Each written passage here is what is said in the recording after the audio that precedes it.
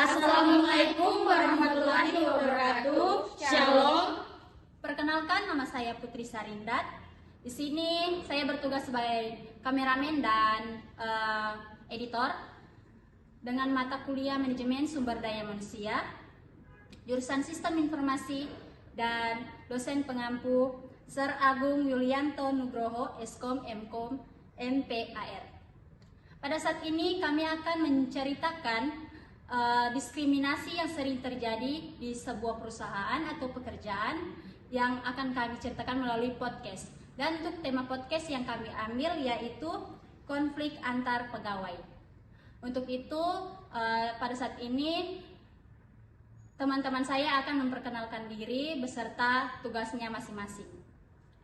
Baik, saya Wahdini Peputungan. Saya bertugas sebagai penulis skrip pada podcast kali ini.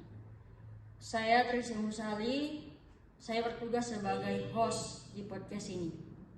Saya Vanessa Kawai. Saya bertugas sebagai narator pada podcast ini. Saya Dini Hasan sebagai narasumber. Saya Cindia Sari Simbala sebagai narasumber.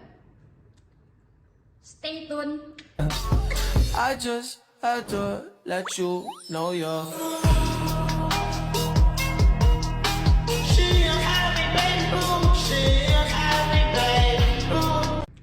Halo guys, kembali lagi dengan saya Trisy Musali sebagai host di podcast kali ini.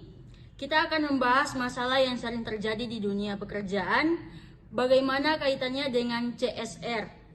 Dan tentu saja kali ini kita ditemani oleh dua narasumber, yaitu Kak Cindy dan Kak Dini. Halo, apa kabar Kak? Baik.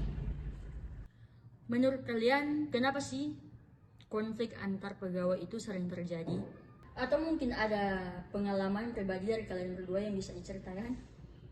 Baik, berdasarkan pengalaman pribadi saya, konflik yang sering terjadi antar pegawai itu biasanya seperti masalah ketimpangan beban kerja aja sih, begitu. Kalau menurut dari pengalaman pribadi saya. Berarti komunikasi yang menjadi salah satu faktor pemicu masalah tersebut ya? Nah, iya benar sekali.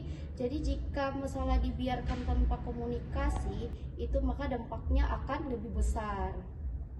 Nah, kalau itu aku setuju banget ya. Karena ada beberapa karyawanku yang tidak mau menerima kritik dan juga saran. Nah, itu biasanya memicu kesalahpahaman di lingkungan kerja. Nah, kalau menurut kalian ya, jika masalah tersebut dibiarkan, apakah nantinya akan berdampak pada perusahaan? Nah, kalau dampaknya itu cukup banyak. Contohnya itu seperti suasana kerja yang tidak nyaman dan juga kinerja karyawannya itu menurun. Kemudian pastinya akan berpengaruh ke perusahaan karena target perusahaan tidak dapat tercapai secara maksimal. Cukup menarik ya, dan mungkin bisa memberi pengaruh negatif bagi perusahaan. Nah, sekarang kita kaitkan dengan CSR. Menurut kalian, apa hubungan konflik antar pegawai dengan CSR? CSR itu bukan hanya tentang kegiatan sosial masyarakat, tetapi juga tentang perusahaan memperhatikan kesejahteraan karyawannya dan lingkungan pekerjaan yang nyaman. Itu bagian dari tanggung jawab sebuah perusahaan.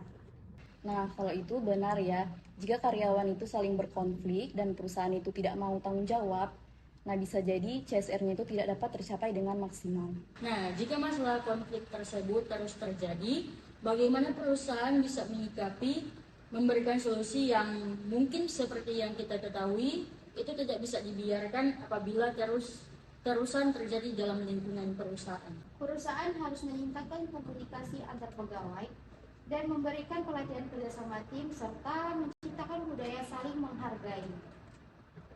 Nah, selain itu, sebagai pimpinan harus bersikap adil dan juga menjadi penengah ketika ada konflik yang terjadi, sehingga itu karyawan tidak menjadi terpecah belah dan tujuan CSR itu bisa tercapai.